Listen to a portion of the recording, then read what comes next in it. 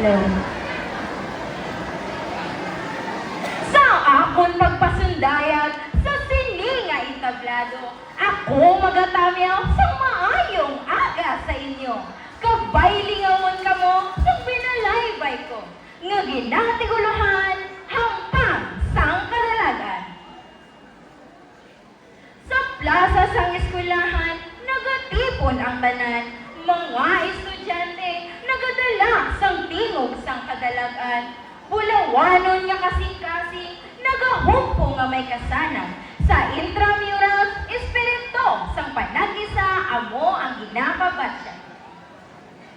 Ang mga dulaan, dubinhi nga nagaturok, nagapakita sang pag-uswag, gugma kagkabakod, hindi lang kabangdanan sa mga kabunlayan kag puso, kundi hudyat sang pagsinadya nga may kahilwayan sa doo. Basketball, volleyball, kag iban pangahampak, nagabukas sang dalan nga may paghimakas kag kaalam. Hindi lang dungan sang abilidad kag bugay halin sa gamhaan, kundi ang tinutuyo nga may kalipay kag kalinom nga dalangpa. Sa tunga sang pagpabugal nga may asenso kag kalipay, nagahugpong ang kalinom kag paghilingusa nga bugay. Nga bisan sa hupik, sa mainit nga kompetisyon, may pulong nga nagatindog, pagrespeto kag pagpasitungo.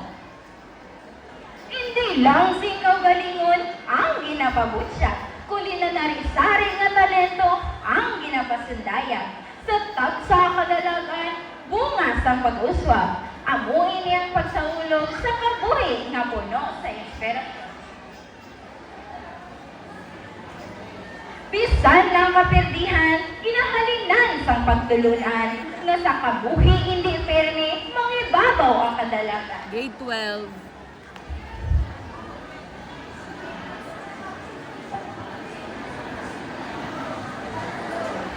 Kundi ang importante, ang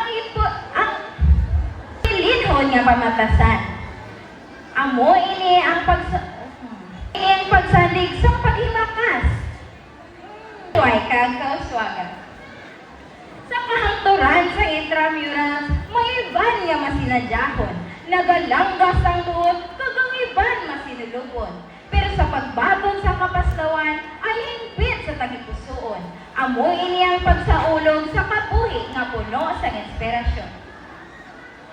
Sa pagtakop sang adlaw, ang tanan nagahiliusa, walay ginpiling at alamnan, walay gipasipala. Intramurals, handurawan ka sa estudyanteng may gugma. Dire sa Florentino Galang Senior National High